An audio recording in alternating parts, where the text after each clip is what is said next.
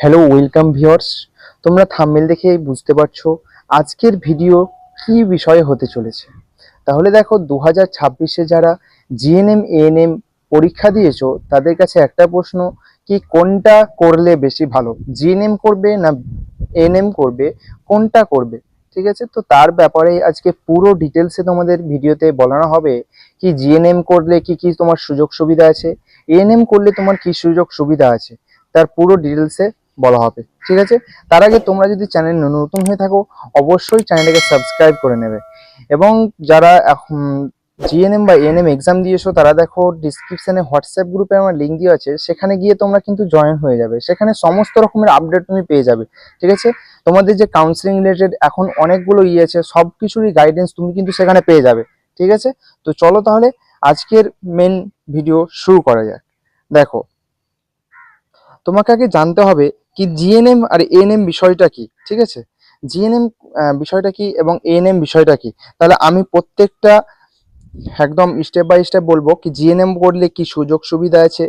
ঠিক আছে, তো অ্যাট ফার্স্ট আমরা একটা প্রথমে প্রথমে যেটা আমরা আলোচনা করব সেটা হলো জিএনএম ভার্সেস এএনএম এর সম্পূর্ণ তুলনা। ঠিক আছে, এর মধ্যে সম্পূর্ণ তুলনা বলতে ধরো যেমন কোর্সের যদি আমি সময় বলি, ঠিক আছে, তাহলে জিএনএম দের ক্ষেত্রে কোর্সের সময় হলো তোমার 3 ইয়ার 6 মান্থ। ঠিক আছে, দেখো 6 মাসের হচ্ছে ইন্টার্নশিপ এবং 3 বছরের হলো তোমার কোর্সটা। ঠিক আছে, অ্যাকচুয়াল কোর্স হলো তোমার 3 বছরের এবং 6 মাসের ইন্টার্নশিপ। এবার আসি দেখো এএনএম এর ক্ষেত্রে কিন্তু 2 বছর। ঠিক আছে, 2 ইয়ার, 2 বছরের কিন্তু এই এএনএম ডিগ্রিটা হয়, এএনএম কোর্সটা। ঠিক আছে, এবার তোমরা তো জানো জিএনএম এ নামে কিভাবে অ্যাডমিশন হবে, কি পরীক্ষা দিতে হয়, ডাব্লিউবিজিই। ঠিক আছে, জেবি এএনএম জিএনএম পরীক্ষা তোমাদের দিতে হয়। এবার আসি আমরা কাজের ক্ষেত্র। ঠিক আছে, কাজ তোমরা কোথায় কাজ করতে পারবে, দেখো জিএনএম যদি করো তাহলে তুমি কিন্তু হাসপাতালে, ঠিক আছে, জিএনএম করলে কিন্তু তুমি, এখানে আমি যদি এটা পাঠ করে দিই তাহলে তুমি জিএনএম করলে কিন্তু হাসপাতালে, ঠিক আছে, হাসপাতালে যে আইসিইউ এগুলো আছে এবং ওটি, ঠিক আছে, এমার্জেন্সি এবং আরো বিভিন্ন ওয়ার্ডগুলো আছে সেগুলোতে কিন্তু তুমি জব করতে পারবে। কিন্তু এএনএমরা পারবে শুধু সাব সেন্টারে এবং পিএইচসি এবং মাতৃ ও শিশু স্বাস্থ্য যেগুলো সেন্টার আছে সেগুলোতে কিন্তু অনলি জব করতে পারবে। ঠিক আছে, দেখো আমি সুবিধাটা বলবো অসুবিধাটাও বলবো দুটোর ক্ষেত্রেই। ঠিক আছে, তার জন্য বলছি তোমরা ভিডিওটাকে প্রথম থেকে আবার শেষ পর্যন্ত কিন্তু অবশ্যই দেখবে, তোমরা দেখতে হবে। ঠিক আছে, সব কিছুরই আমি আজকে তোমাদের কিন্তু তুলনা করে দেবো। ঠিক আছে, এবার আসি আমরা সরকারি চাকরি। দেখো সরকারি চাকরি যদি আমি ক্ষেত্রে আসি কিন্তু জিএনএম এর ক্ষেত্রে কিন্তু বেশি, কেননা দেখো জিএনএম এর ক্ষেত্রে কিন্তু বেশি, এএনএম এর ক্ষেত্রে কিন্তু সীমিত। ঠিক আছে, এর মধ্যে কিন্তু সীমিত সিট থাকে, এর মধ্যে কিন্তু বেশি। ঠিক আছে, এর মধ্যে বেশি সংখ্যক কিন্তু তুমি জব পাবে জিএনএম করে। এবার আসি দেখো যদি আমি বেতনের তুলনা করতে যাই, ঠিক আছে, সেটা আমি পরে করছি। চলো, এবার দেখো তুমি যদি জিএনএম করো এবং জিএনএম করার পরে কিন্তু তুমি পোস্ট বেসিক না বিএসসি যদি করে নাও তারপরে কিন্তু তুমি এমএসসি নার্সিংও করতে পারবে। কিন্তু এএনএম এর ক্ষেত্রে এএনএমটা একটা কি, একটা হলো তোমার, দেখো এটা কিন্তু একটা কোনো না। ঠিক আছে, এটা তুমি এএনএম করে করে নিলেই আর কিছু তুমি করতে পারবে না। ঠিক আছে, তোমার বিএসসি পোস্ট গ্রাজুয়েটও পারবে না, এমএসসিও করতে পারবে না। ঠিক আছে, কিন্তু জিএনএম দের সেই সুযোগ কিন্তু আছে। এবার আমরা নেক্সট টপিকে চলে আসবো, সেই টপিকটা হলো জিএনএম করার সুবিধা কি, তুমি যদি জিএনএম করো তোমার সুবিধা কি। ঠিক আছে, জিএনএম এর ক্ষেত্রে বলবো, এএনএম এর ক্ষেত্রে বলবো, তোমরা শুধু জাস্ট দেখো। ঠিক আছে, দেখো সরকারি এবং বেসরকারি হাসপাতালে কিন্তু তুমি চাকরি পাবে যদি জিএনএম করো, তাহলে সরকারি, ঠিক আছে, সরকারি বা তুমি বেসরকারি, ঠিক আছে, দুটোতেই কিন্তু তুমি জব করতে পারবে। ঠিক আছে, দুটোতেই কিন্তু তুমি জব করতে পারবে। এবার কোন কোন ইউনিটগুলোতে তুমি জব করতে পারবে, যেমন তুমি ধরো আইসিইউ, ওটি, এমার্জেন্সি এবং তোমার লেবার রুম, এই সব বিভিন্ন যে বিভাগগুলো আছে সেই বিভাগগুলোতে তুমি কিন্তু জব করতে পারবে যদি যদি না জিএনএম করো তাহলে। ঠিক আছে, আর জিএনএম এর ক্ষেত্রে কিন্তু তুলনামূলক বেতনটা কিন্তু একটু ভালো, এএনএম এর তুলনায় জিএনএম এর কিন্তু বেতন অর্থাৎ স্যালারিটা কিন্তু অনেক বেশি। ঠিক আছে, এবং দেখো তুমি যদি জিএনএম করো তোমাদের বললাম পোস্ট বেসিক নার্সিং করে তারপরে তুমি এমএসসিও করতে পারবে। ঠিক আছে, এমএসসি করে নিলে তুমি কিন্তু একটা কোয়ালিফাইড টিচার হয়ে যাবে। ঠিক আছে, তুমি পড়াতে কিন্তু পারবে। ঠিক আছে, তাহলে এমএসসি নার্সিং বিএসসি নার্সিং করেও তুমি কিন্তু এমএসসি নার্সিং করতে পারবে। এটাই হলো তোমার জিএনএম এর সুযোগ। সুবিধা, ঠিক আছে। এবার আসি এএনএম এর সুবিধা। এএনএম এর সুবিধা কি, দেখো এএনএম তোমরা যারা ভাবছো কি কম সময়ের মধ্যে একটা আমি ডিগ্রি করব, এটা একটা ডিগ্রি, ঠিক আছে, সার্টিফাইড কোর্স, ঠিক আছে। তাহলে দেখো তোমরা যদি ভাবো কম সময়ের মধ্যে আমরা একটা ডিগ্রি করব, তাহলে এএনএম কিন্তু তোমার জন্য বেটার, ঠিক আছে, খুব কম সময়ের মধ্যে। এবার তোমার যদি লক্ষ্য থাকে কি আমি একটা চাকরি খুব ইমিডিয়েটলি একটা চাকরি পাবো, ঠিক আছে, সে ভবিষ্যতে কিরকম হবে না হবে সে ব্যাপারে তুমি যদি না ভাবো, আর তুমি যদি এখন ভাবো কি আমি একটা শুধু জাস্ট চাকরি লাগবে, তাহলে কিন্তু তোমার জন্য এএনএম বেস্ট। কেন, দেখো এখন পর্যন্ত যারা এএনএম করেছে তারা কিন্তু একজনই বসে নেই। এএনএম এএনএম দেখো এএনএম এ কিন্তু প্রাইভেটে এএনএম কিন্তু হয় না, ঠিক আছে, সরকারিতে হয়। যত সংখ্যক কিন্তু সিট থাকে তত সংখ্যককেই কিন্তু কিন্তু চাকরি দিয়ে দেয়, ঠিক আছে। তাহলে এএনএম করলে কিন্তু চাকরি কিন্তু অবশ্যই তুমি পেয়ে যাবে, মানে খুব তাড়াতাড়ি কিন্তু এএনএম এ চাকরি পেয়ে যাবে। কিন্তু তোমাদের যে স্যালারি কিন্তু খুব বাড়বে না, ঠিক আছে। যে তোমার স্যালারি আমি বলছি কি রকম স্যালারি পাবে তোমরা, স্যালারি ব্যাপারে আমি পরে আসছি, ঠিক আছে। তাহলে এটা একটা সুযোগ। এবং তুমি কোন ক্ষেত্রগুলিতে কাজ করতে পারবে, মাতৃ ও শিশু স্বাস্থ্য যে এবং কমিউনিটি হেলথ যে সেন্টারগুলোতে আছে সেগুলোতে কিন্তু তুমি কাজ করতে পারবে তুমি যদি এএনএম করে থাকো তাহলে। চলো এবার আসি আমরা সরকারি চাকরি, ঠিক আছে। দেখো জিএনএম করে তুমি কি করতে পারবে, জিএনএম যদি করে থাকো, জিএনএম করে থাকলে তুমি প্রথমত স্টাফ নার্স, ঠিক আছে, স্টাফ নার্স যেটা পারবে না। এবার তুমি নার্সিং অফিসারও হতে পারবে, ঠিক আছে, নার্সিং অফিসার, নার্সিং অফিসার, ঠিক আছে। তুমি জিএনএম করার পরে বিএসসি নার্সিং করে নেবে, তারপর বিএসসি নার্সিং করার পরে এমএসসি নার্সিং করে নেবে, সবকিছু করে নিলে তুমি কিন্তু পেয়ে যাবে, ঠিক আছে। এবার আসি তোমার রেল হসপিটাল যেগুলোতে আছে প্রত্যেক বছরে কিন্তু প্রায় প্রত্যেক বছরে কিন্তু তোমাদের ভ্যাকান্সি ছাড়ে। রেল হসপিটাল যেগুলোতে আছে সেগুলোতেও কিন্তু তুমি জব পাবে, ঠিক আছে।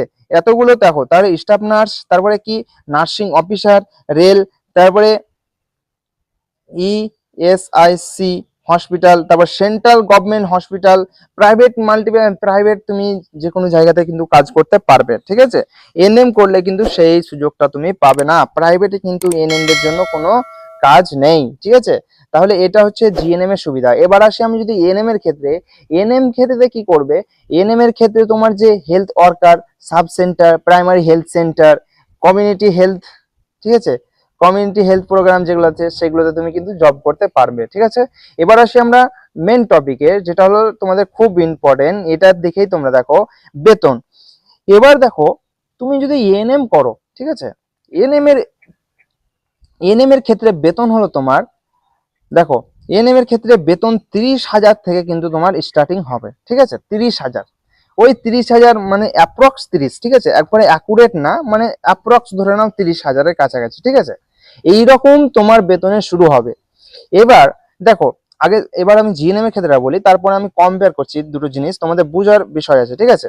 এটা তোমার শুরু হয় ধরো অ্যাপ্রক্স 35-32 এইরকম ভাবে শুরু হয়, ঠিক আছে, 33 এইরকম ভাবে শুরু হয়, ঠিক আছে। আমি জাস্ট একটা অ্যাভারেজ নিলাম, ঠিক আছে, পার্টিকুলার মানে ধরো 33, 32, 35 এইরকম একটা স্যালারি দিয়ে তোমাদের কিন্তু স্টার্টিং হয়।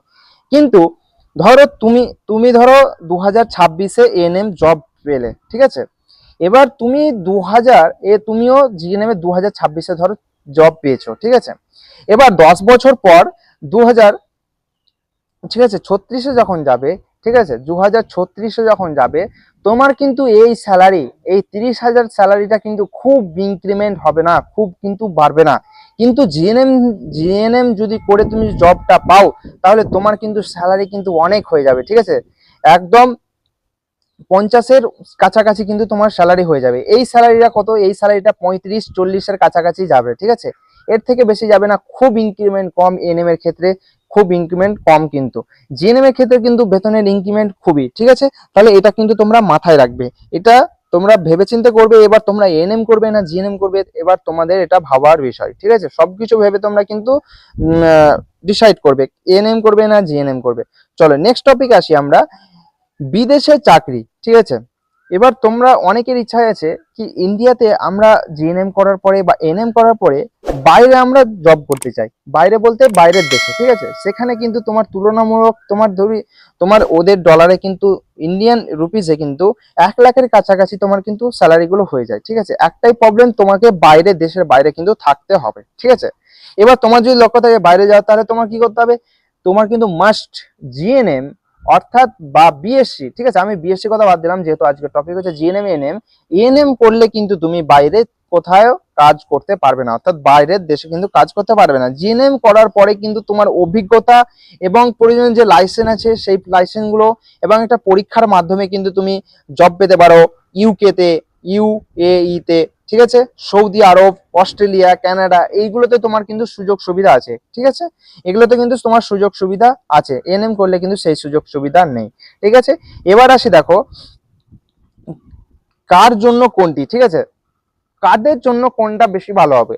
এবার দেখো আমি কিছু একটা পয়েন্ট বলবো, তুমি যদি খুব তাড়াতাড়ি জব পেতে চাও, খুব দ্রুত যদি জব পেতে চাও, তাহলে এএনএম ইজ বেটার, তোমার জন্য এএনএম কিন্তু বেটার। খুব তাড়াতাড়ি তুমি যদি জব পেতে চাও তাহলে কিন্তু খুব বেটার এএনএম, ঠিক আছে।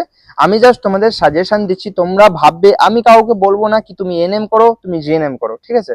আমি জাস্ট তোমাদের রিয়ালিটি গুলো বললাম কি এএনএম কেমন, জিএনএম কেমন, কারণ অনেকজনের অবগত নয় এই বিষয়ে, তার জন্য আমার এই ভিডিওটা বানা, ঠিক আছে। তাহলে আমি তোমাদের জাস্ট অবগত করানোর জন্যই কিন্তু এই ভিডিওটা বানালাম। এবার তোমরা ডিসাইড করবে এএনএম করবে না জিএনএম করবে। খুব দ্রুত চাকরি পেলে কিন্তু এএনএম তোমার জন্য বেস্ট, এবং তুমি যদি একটা লাইফকে দীর্ঘ মেয়াদি এবং ভালো একটা ক্যারিয়ার বা বেশি বেতন এবং সরকারি চাকরির সুযোগ চাইলে কিন্তু, যদি সরকারি চাকরির সুযোগ চাও এবং একটা বেশি বেতন এবং দীর্ঘ একটা তোমার দীর্ঘমেয়াদী একটা ভালো ক্যারিয়ার যদি বানাতে চাও, তাহলে কিন্তু জিএনএম তোমার জন্য বেটার, ঠিক আছে। জিএনএম কিন্তু তোমার জন্য বেটার, একদম তোমার জন্য কিন্তু জিএনএম বেটার। এবং দেখো তুমি যদি আরো ভবিষ্যতে তোমার যদি ইচ্ছা থাকে কি আরো আমি উচ্চশিক্ষা দান করব, ঠিক আছে, সরি উচ্চশিক্ষা গ্রহণ করব, তাহলে কিন্তু জিএনএম তুমি করতে পারো। জিএনএম করার পরে কিন্তু তুমি বিএসসি নার্সিং তুমি করতে পারো, ঠিক আছে। বিএসসি নার্সিং করার পরে এমএসসি নার্সিং করতে পারো, এমএসসি নার্সিং করতে পারো, ঠিক আছে। এমএসসি নার্সিং করে গেলে কিন্তু তুমি একটা, তুমি যদি এমএসসি নার্সিং করে থাকো এবং একটা তুমি যদি প্রাইভেট কলেজেই তুমি যদি জয়েন করতে যাও অ্যাজ এ টিচার, তোমার কিন্তু স্যালারি হবে 40,000 প্লাস, ঠিক আছে। 40,000 থেকে তোমার কিন্তু স্টার্ট হবে। ওয়েস্ট বেঙ্গলে আমি বলছি তো, ওয়েস্ট বেঙ্গলের কথা, ঠিক আছে, বাকি স্টেটের কথা আমি জানি না, কিন্তু ওয়েস্ট বেঙ্গলে একটা আমি কথা বলছি, তুমি যদি এমএসসি নার্সিং করে থাকো আর তুমি যদি একটা প্রাইভেট কলেজে যদি অ্যাজ এ টিচার জয়েন করতে যাও, তাহলে কিন্তু তোমার মিনিমাম স্যালারি 35 থেকে 40 হাজার, ঠিক আছে, 35 থেকে 40 হাজার কিন্তু স্যালারি হবেই মাস্ট, ঠিক আছে। এই স্যালারি কিন্তু তোমরা পাবে। এবার তোমরা যারা জেম 5 এক্সাম দিয়েছো তারা কিন্তু ডাইরেক্টলি তোমরা বিএসসি নার্সিং কিন্তু করে নিতে পারবে। বিএসসি নার্সিংটা কিন্তু তোমাদের বেটার, ঠিক আছে। দেখো এখন আগের ক্ষেত্রে কি ছিল, জব পাওয়ার ক্ষেত্রে ছিল তোমরা কমপ্লিট করতে কোর্স আর তোমাদের শুধু ইন্টারভিউ হতো, কিন্তু এখন নিয়ম চেঞ্জ হয়েছে। সেই নিয়মটা হলো তোমাদের সিবিটি টেস্ট হচ্ছে, ঠিক আছে। তার জন্য তুমি যে কোর্সই করো, জিএনএম করো, বিএসসি করো, এএনএম করো, ঠিক আছে, এএনএম এর ক্ষেত্রে কিন্তু এখন তোমাদের সিবিটি টেস্ট না, যতজন তোমরা পাস আউট করছো ততজনকেই কিন্তু সিলেক্ট করে নিচ্ছে, ঠিক আছে। প্রত্যেক বছরেই কিন্তু এএনএম এ যতটা লিমিটেড সিট আছে সেই লিমিটেড সিট অনুযায়ী কিন্তু সরকার তোমাদের নেই, এবং প্রত্যেক বছরই তোমরা কিন্তু চাকরি পেয়ে যাবে, ঠিক আছে। আর তোমরা যদি লাইফ লং একটা ভালো লাইফ ক্যারিয়ার বানাতে চাও তাহলে তোমার জন্য কিন্তু জিএনএমটা কিন্তু বেস্ট। এবার তোমরা ডিসাইড করো তোমাদের কাছে কোনটা বেশি ভালো বা কোনটা করলে তোমার বেশি ভালো, ঠিক আছে। আমি কাউকে বলবো না কি এটা করো ওটা করো, ঠিক আছে। এবার তোমার সিচুয়েশন দেখে তুমি ডিসাইড করবে এএনএম করবে না জিএনএম করবে। তাহলে এই যে ইনফরমেটিভটা ভিডিওটা তোমাদের যে আজকে বানানো হলো, সেটা তোমাদের কেমন লাগলো এবং তোমরা উপকৃত হলে কিনা সেটাও একবার কমেন্ট সেকশনে অবশ্যই আমাকে বলবে, ঠিক আছে। তো ভালো থাকো, এবং তোমরা কিন্তু অবশ্যই চ্যানেলকে সাবস্ক্রাইব করতে ভুলবে না, এবং হোয়াটসঅ্যাপ গ্রুপে কিন্তু জয়েন হয়ে যাবে। ডিসক্রিপশনে দেখো, ডিসক্রিপশনে তোমার লিঙ্ক দেওয়া আছে গ্রুপ লিঙ্ক বলে, সেখানে ক্লিক করলেই কিন্তু তুমি হোয়াটসঅ্যাপ গ্রুপে জয়েন হয়ে যাবে। সেখানে কিন্তু তুমি সমস্ত রকমের গাইডেন্স পেয়ে যাবে এবং সমস্ত রকমের পিডিএফ গুলো তোমার অ্যাডমিশন হওয়ার পরে লাগবে, তার পিডিএফ গুলো কিন্তু সেখানে আমি প্রোভাইড করে দেবো। তাহলে অবশ্যই কিন্তু তোমরা জয়েন করে নিও। ওকে, থ্যাংক ইউ।